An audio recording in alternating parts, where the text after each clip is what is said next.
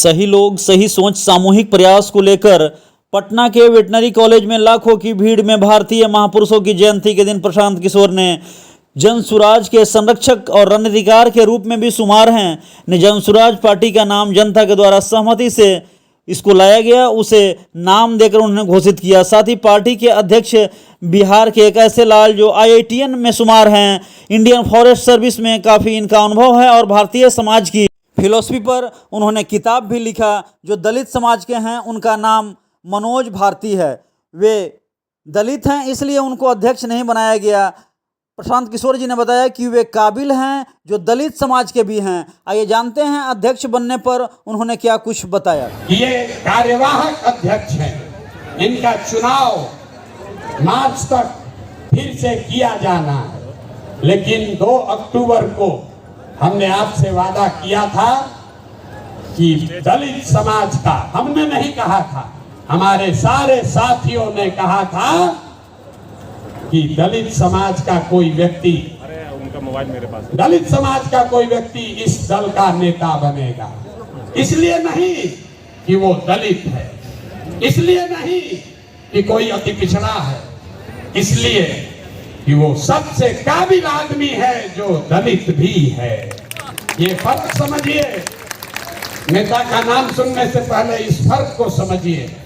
जब हमने कहा कि जिसकी जितनी संख्या है उसको उतनी भागीदारी दी जाएगी, तो लोगों ने कहा कि ये भी तो वही जात पात बतिया रहे। नहीं, जन सुराज में जात पात के आधार पर जगह नहीं मिल सकता है, लेकिन जन सुराज की सोच है कि हर समाज में काबिल आदमी है और हर काबिल आदमी का कोई न कोई जाति है, समाज है।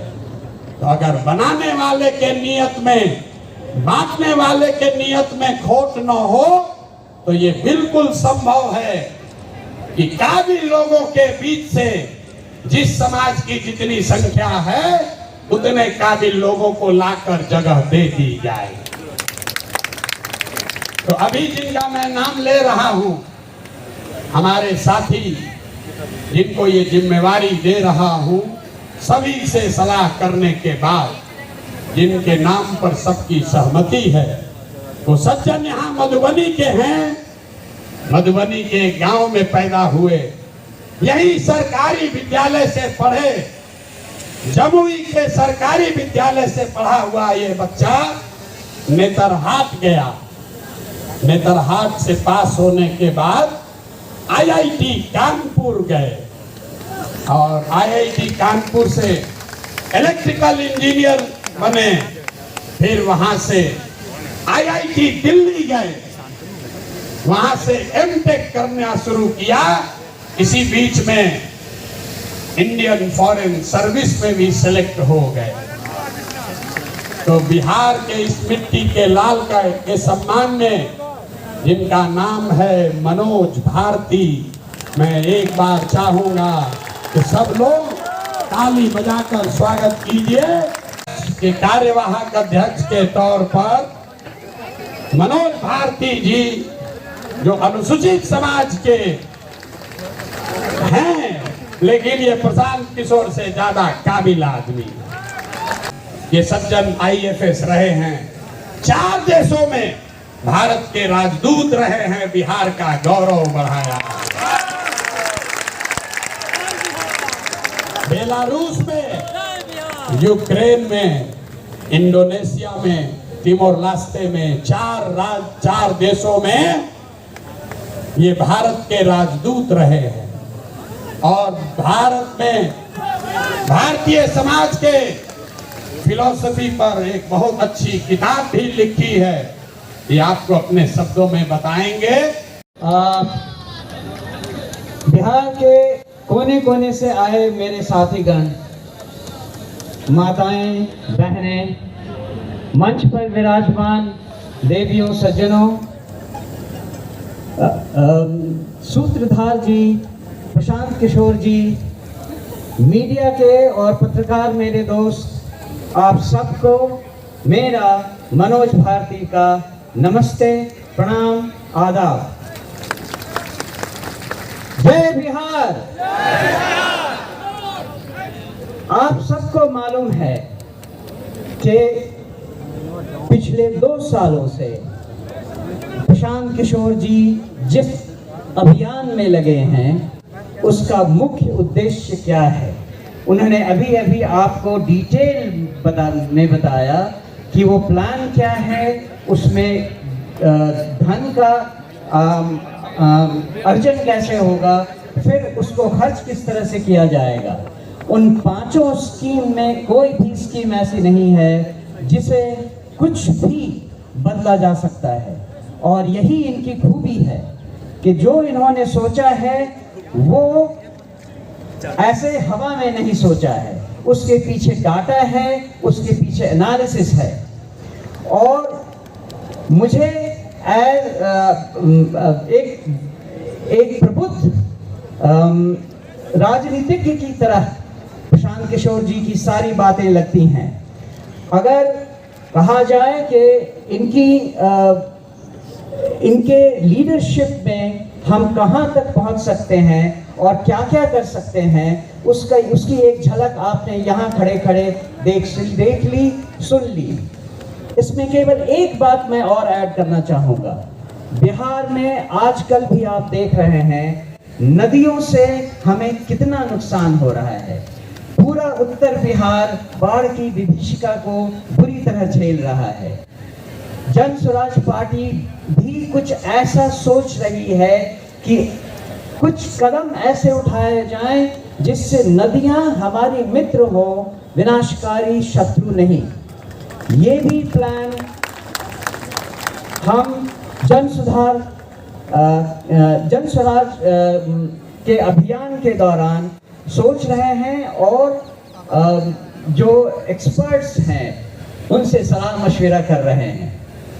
आपने ये भी सुना कि मैं नेतरहाट स्कूल से पढ़ चुका हूँ।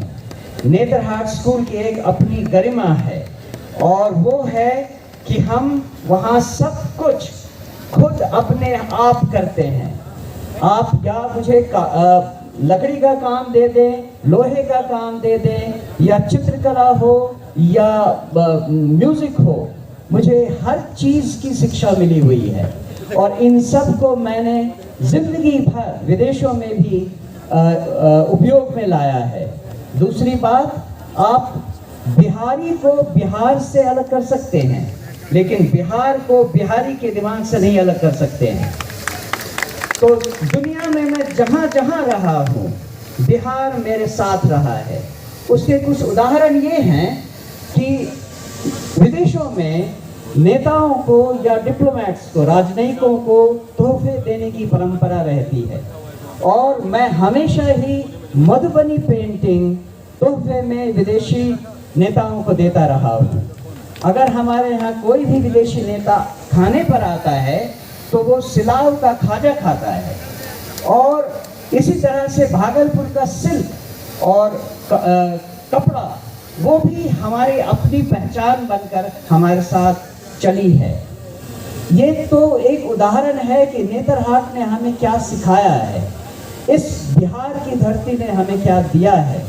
लेकिन जो हम करना चाहते हैं, जो आप सब सारी बिहार की जनता को समझाना चाहते हैं, वो एक महती कार्य है।